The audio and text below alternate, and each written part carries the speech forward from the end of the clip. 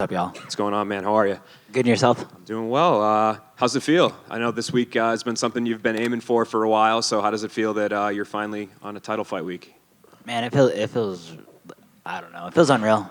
God damn, you good, bro? Hey, good shit over there, Spilsberg. Excitement's getting to everyone. Yeah, damn. But cool, man. Yeah, I mean, you're 7 fights into your UFC tenure. You're already having a title fight. Is there a part of you that this came even sooner than you expected when you first signed up in the UFC? Yeah, when I first got to UFC, it just seemed like it was all happening so quick. But yeah, I don't know. I feel like I just had to learn some lessons along the way for sure. And it's like I do feel like it's like the trust the timing type of thing. So yeah, I feel like this is just all coming about all perfectly at this point in time. Yeah, and I guess does it feel any different going through this week? Is there more media, more of a spotlight? Do you feel it at all, or not really? Yeah, today's is usually like a chill day for me on a normal like fight week, but I'm pretty much packed up to the bone with the media, social media stuff, all that stuff. So yeah, it's definitely a little different, and it was cool just cruising up and down Vegas Strip and just seeing my face plastered everywhere, just seeing this poster and everybody on this card plastered all over the place was a real cool moment, honestly. One aspect that isn't foreign to you about this experience is your opponent. You guys have been in there before. So I guess kind of talk to me about him, the championship version of him, and kind of where he's at right now. What kind of fight are you getting in with on Saturday? Yeah, I'm getting in it with one of the most dangerous fighters in the UFC. Definitely one of the most dangerous fighters in the UFC flyweight division. He has finishing skills on the feet, on the ground, and yeah, very early on into camp, I had it put in my head that I got to put myself through hell to win this fight. Because to win this fight, and then in this fight, I'm gonna be dragged through hell, and I'm gonna drag him through hell, and I just had to be comfortable in that fire. You guys, or you have not lost since you guys first fought. So I guess how did that fight change you? Do you feel like did you learn a lot from it? Is there now sitting there? Do you think about it a lot? Like is it a big moment in your career? Yeah, I think about that every day. Honestly, I feel like that's one of the losses that'll get to me the worst, just because it's like I never pictured myself ever getting finished. I've always pictured myself losing maybe a wrestling match and just like an actual firefight. I never thought I was gonna be able to lose those, but yeah, it changed my whole style of how I approach fights, how I want to approach fights, how I approach training, and all that stuff. I feel like Alexandre Pantoja made me such a better fighter, and has changed my mentality when I go in there, and not in like the negative. You're not gonna get that raw dog. I'm not gonna like. I'm going for it for sure. Like, don't get me wrong. That being said, I'm gonna be a calculated killer in there. And how much do you feel like you've changed since that first fight, and how much do you think he's changed? I think I've changed my style drastically, and you could see it in there. I used to walk forward and just throw a bunch of quantity punches and just kind of stay in someone's face. And I feel like these last 3 fights, I've just slowly mastered a style that I really want, and a championship style that's gonna not only win this fight, but win all these fights to come. And I feel like I can adapt my style and fight these guys in different style in many forms. I can fight on my front foot. I can fight on my back foot. I can fight in a taekwondo stance. I can fight in a boxing stance. I feel like I'm just far superior compared to these flyweights. And to be 100% honest, and I'm preparing for the best Pantoja, but if we're being realistic, I've watched Pantoja since the Legacy fights, and I feel like he's throwing some of the same kind of punches, a little bit of the sloppiness and all that stuff this whole entire time. And it's like I feel like if we're talking about adapt and skill growth in this time period, I've grown drastically compared to him. Did you feel like even with the Moreno fight, I know a lot of people were surprised by his performance that he beat Brandon. So did you kind of still see that complacency that you're talking about in that fight, kind of that plateau? I wouldn't say complacency, but yeah, no, just certain tendencies for sure that I've seen in him in that Moreno fight. And that was the cool part about the Moreno fight is there's 25 minutes of it. You can watch that for half an hour, and there's so much homework that we studied on and we could have got done on. So I feel like watching that Moreno fight, there was a lot to learn, but it was all stuff I already kind of knew and saw. Thanks. Right, over here. This change that you said after that first fight, like just your approach to training and everything, was that based off a conversation with coaches? Was that just like a conversation you had with yourself? Like was there a moment that kind of led to that change? Yeah, I'm surrounded by really like honest people and like open people and people who aren't afraid to hurt my feelings. And it was a conversation with coaches. It was a conversation within myself. It was a conversation with like my family and friends around me of just like, okay, why is this stuff happening? And it's just like, because honestly, like I feel like what lost me that fight is just like a like what I fuck up all the time. It's just like I rush things. I try to get to the finish line and all that thing. And like if that's doing the dishes or if that's in a fight, you know what I'm saying? I don't need to get dishes done in 20 seconds, and I don't need to get this fight done in 20 seconds. I got 25 minutes to finish my opponent, and I can go in there and play with my food for a little bit, you know? Do you think this change into your approach will even extend your career just based on like, recovery and not just being full throttle the whole time in the fight? Yeah, 100%. I would go into fights. I have probably, I think, like 3 or 4 fights that are first round finishes. Or not first round finishes, finishes in less than a minute, which is cool.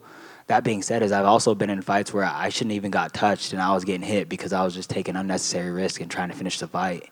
I felt like my whole entire career, it's like if we get into a shootout, if I'm getting into a shootout with anybody, I'm the more dangerous fighter and I'm gonna walk away. That loss to Alshon Pantoja is the first time I got in a shootout and I lost. And yeah, I took that to heart. And from here on out, I'm just a sniper. I'm a calculated killer, and that's how I'm approaching these fights from here on out. And then I've heard interviews from you, and then he was just in here, and you both said the same thing. Like, this is most likely going to be the fight of the night. Like, that's what you guys expect. But historically, fight of the night means it's a close fight and it's a hard fight. So I would imagine you don't want a close fight. You want, as you said, a perfect performance. So I guess what type of fight are you expecting from yourself? Is it this back and forth war, or do you expect this masterclass performance? Yeah, man, I want a masterclass performance. I feel like the skills that I've progressed along the way and the style that I've adapted along the way, I feel like Alexandre Pantoja would be the perfect canvas to paint a masterpiece on for my title fight. And last one for me. When he was in here earlier, he said that he felt anyone ranked 10-1 could be fighting for the title in this division just because of how competitive and how talented this division is. So I'm curious, just because Alex has the belt, do you view him as the actual best flyweight in the world, or are there other guys out there that you view as maybe even more talented than him? I don't think why Alexandre Pantoja is the champion is because he's the most talented in the division. I feel like he's beaten people that are far more talented than him. I feel like what Alexandre brings to the table is an iron will and a heart of a lion, and that's what people ask me, like, how do you break someone? Excuse me. How do you break someone mentally like that? And I feel like for the last few days, it's just like you can't. I'm not preparing to. I want to break him mentally. I'm preparing to break him mentally, but I know he's not going to break mentally. I got to go in there this Saturday and break him physically. Hey, Brandon, back over here. What's up, bro? So, your UFC debut, you're crying in your post-fight interview saying you don't want to go back to work tomorrow. Fast forward, you're fighting for a title on Saturday. Can you kind of reflect on that?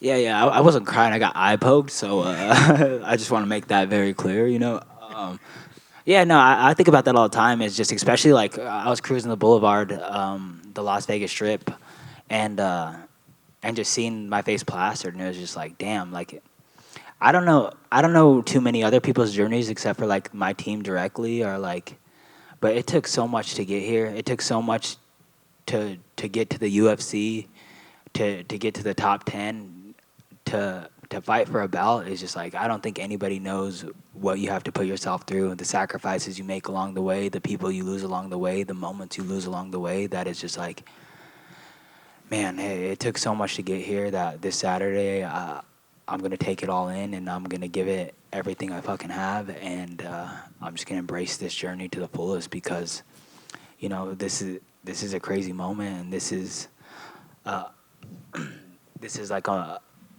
once in a lifetime opportunity almost, On that same note, you were on the prelims your last fight. Dana said he fucked up. You said you were never going to be on the prelims again. Your next fight, your co-main event. Is that just... You want to know something really cool? And I forgot about this. Is last time I fought Alexandre Pantoja, we were cutting weight at the Quarantine Hotel, and I was running on the treadmill, and then he jumped on the treadmill and ran next to me, and we didn't say anything to each other. We gave each other like a head nod or whatever.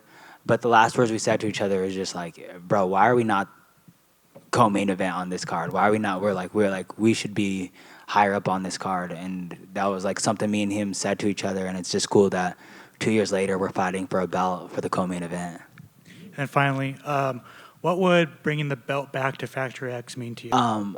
So at my gym, I'm the longest student there, which is dope. I didn't even realize it until like this year, but it's like I'm the longest student that has been there. I've known Coach Mark for most of my life at this point in time, and I feel like the opportunities, the way I view my teammates as family member and all that together is just like, if I go out there and win this belt, I feel like I just improve all of our lives. I improve all of our opportunities. I can get more say in my teammates being on a card with me. I see Adesanya, he won a belt. His teammates 3-0, or he was 3-0 and got signed to the UFC. Is like, I have teammates that are 8-0 UFC fly. That should be a UFC flyweight, the UFC caliber. That's not in the UFC yet. Luis Goulet, and it's like that opens up opportunities and gates for all of us. And I don't think that I'm just winning this belt for me. I think I'm winning it for the whole team for sure, and I'm winning it for the city and the people around me. Brandon, over here. You mentioned on UFC Embedded that being an uncle is the best title that you carry. If you went on Saturday night, does that change? Yeah, for sure. No, not at all. I'm sorry. Yeah, no, nothing changes with that. Honestly, bro, and I have it in my head too. Just like, fuck the belt. I'm out for revenge, and I'm out for notoriety, and I'm out for respect. I feel like I've been getting shitted on since I've been in this. Been in the UFC. I've been a classic fucking underdog every single one of these fights, and it's like on Alexander Pantoja, I get me being the underdog for sure, but fuck the belt, bro. I'm out for revenge, and I'm out for respect. And I saw you mention the Legacy Fighting Days earlier. Both of you come from that promotion. Obviously, he came from the RFA banner, and you're from the LFA. I guess how cool is it to have two champs from that promotion now meet for the UFC belt? Yeah, and it just it speaks volumes of that promotion. I think another thing that speaks volumes of that promotion, as far as me goes, is I came from LFA and then immediately jumped in the top 10 of the UFC division and was just fine. You know, I was just tried and true. Anybody that beat me in the LFA got signed to the UFC right afterwards, and it was just like that. That promotion is the reason why I'm here for sure. And obviously, you're no stranger. You see how like all these title fights have been filled with rematches at the flyweight division. If you become champion, is there someone you'd like to see next? Maybe a fresh face? And I'm not looking for a fresh face. I'm on that Raw Dog Revenge tour. I want to see Brandon Moreno next. Thank you. Brandon over here. I think both you and Pantoja are excellent in the scramble position. Do you feel that this is an area where the fight could be won and lost for both you guys on Saturday night? Yeah, for sure. I feel like if I don't think safely, if I'm not making calculated moves in there, then for sure that's a situation where I could put myself in danger. It's like, I'm going to scramble, I'm going to move, I'm going to create chaos, but I'm going to do it super calculated this time around. I'm not going to do it just to do it. But yeah, I agree. Is that what you kind of took from the first fight that you fought with Alejandro? Like, you know, maybe you could have been a little bit better in the scramble? Yeah, for sure, and just safer, and just thinking of like, just checking, crossing my T's and dotting my I's in the scrambles for sure, because I was just like scrambling, and so far like I've just been the better scrambler out of everybody. There's been zero consequences to some of the mistakes I was making in jiu-jitsu, and I didn't really respect too many people's jiu-jitsu as far as it goes in the UFC or in any MMA fight for sure. But yeah, Alexander Pantoja definitely made me tighten up that game. I've been training with Michael Lier, who just won Worlds this last week, and that was like one of the first things that I did as soon as I lost that fight was I switched and trained with the all jiu-jitsu team, and that's been paying dividends. In your preparation, obviously this is 5 rounds. Have you had to change it up much? Are you worried about pace and stuff like that? Because both like similar enough to the scrambles, you guys set a pretty heavy pace in there as well. Yeah, it's not something I'm worried about. It's something that I walk on. I feel like I have like a Prefontaine mentality of just like a suicide pace is the best pace, and you know, Saturday will be a good day to die. You know. Thank you. Brandon, why do you feel back here that Pantoja is the perfect opponent for you to implement your new style against? I feel like Pantoja is an opponent that's gonna put us both in danger. I feel like Pantoja is gonna risk it all and not only put me in danger, but he's gonna put himself in a lot of dangerous positions. And I feel like if I'm just being calculated, I could capitalize all over that. And also wanted to ask, you said there's been a lot of changes. Were any of these changes that the coaches had possibly suggested previous that it took you having the setback to open your eyes kind of to what they were saying? Most likely, honestly, I don't know. Probably. All right, thank you. I appreciate you. And Brandon, so whose idea was it to roll around Vegas in the Classic? Oh, it was my videographer's idea. Yeah, I didn't. That's not up my alley at all. I almost wrecked that shit because I was over here looking at posts. I was like, "Damn, is that?" I was like, "Look at that one." Yeah. So yeah, not my idea at all. But it was cool. That was actually really cool. I've never drove a car like that.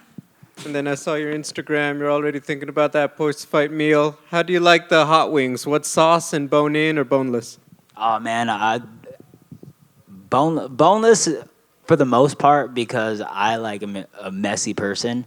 So yeah, boneless for the most part. But I don't know. I'm bored. I like medium, mild and stuff like that. So yeah, nothing crazy. But what I'm craving more than anything is just chips and salsa after I weigh in.